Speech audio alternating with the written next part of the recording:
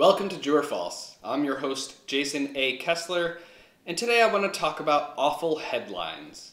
And no, I'm not talking about the weird marks I get on my face after falling asleep at my desk. I'm talking about how whenever there's a violent attack against Israeli civilians, the news headlines are almost always confusing and misleading. I've noticed it for years, and it's just weird.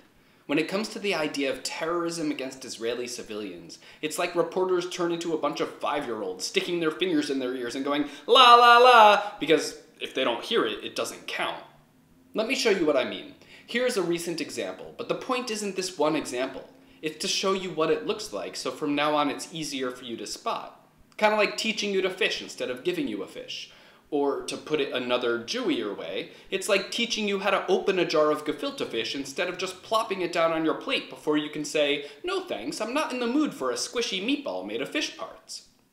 Okay, on April 7th, a Palestinian man who snuck into Israel through a hole in Israel's border fence made his way to Tel Aviv and headed to Dizengoff Street, which is a busy street lined with bars and restaurants. It was a Thursday night, and lots of people were out having fun. The man took out a gun and opened fire, killing 3 people. Not soldiers, not police officers, civilians hanging out on a Thursday night in front of a bar on Dizengoff Street. Last time I was in Israel for a friend's wedding, I went out to Dizengoff Street. It very easily could have been me. One guy was shot in the face, but somehow the bullet went in his right cheek and straight out the left cheek in a miraculous stroke of what you might call life-saving luck, if you're a glass-half-full kind of person. The killer fled the scene, resulting in an all-night manhunt. As Israeli officers approached him, he started shooting at them. They returned fire and killed him. Now, I want you to take a moment and think about how you might write a headline for this story. Go ahead, think about it. Now let me show you the headline that Reuters came up with. Israeli forces kill Palestinian gunman after Tel Aviv Bar attack. Notice the active part of the headline, the part that jumps out. Israeli forces kill. It's always Israel actively doing something bad in the headline. The murder of civilians that started it all, that's just covered by Tel Aviv Bar attack. And notice attack is just a harmless noun, not one of those mean, dangerous verbs. The headline doesn't even tell us who carried out this attack. Was it the Palestinian? Was it the Israeli forces? Was it the Tel Aviv Bar? I don't know. There's also no context about how the guy shot at the Israeli forces when they tried to apprehend him, and that's why they shot back and killed him. Just, Israeli forces kill Palestinian gunman after Tel Aviv Bar attack. And it's not like the facts are disputed, it's just how they're being presented in the headline. If you just read the rest of the article, you can find out a lot of what actually happened. But how many people read the rest of the article? I don't know why journalists go out of their way to craft headlines that make Israel seem like the bad guy, or why they try so hard to bury the idea of Palestinian terrorism. Maybe it's their own misguided politics? Maybe it's fear of a backlash on Twitter from a mob of anti-Israel trolls? Maybe it's just that anti-Israelism is popular and gets them more clicks on their articles.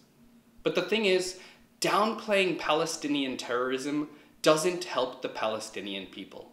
It undermines the Palestinians who actually want to build a lasting peace with Israel, and it plays into the hands of the terrorist groups who would rather demonize Israel and incite violence because they're against peace.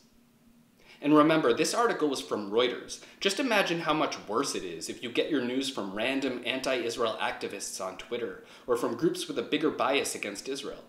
For example, here's a headline from democracynow.org. Israeli forces kill West Bank Palestinian teen after fatal shooting of Palestinian in Jerusalem. What that headline doesn't tell you is the Palestinian teen was shot because he was committing a ramming attack at a border checkpoint, hitting a security guard with his car. And the Palestinian who was shot in Jerusalem earlier that day, he had just stabbed a random Jewish civilian in the street. But those are minor details, right? The important stuff jumps out from the headline. Israeli forces kill and fatal shooting of Palestinian. But it gets even worse. When this story came out, a journalist tweeted out a partial video of Israeli officers shooting the knife attacker, making it look like a cold-blooded execution. Hours later, a more complete video was released showing the full context, that the man had just stabbed a civilian and tried to attack the officers before they shot him. But the damage was already done. The fake news already had a huge head start, and the true news could never catch up. Last I checked, the partial video was still up on Twitter and has over 200,000 views and almost 4,000 retweets.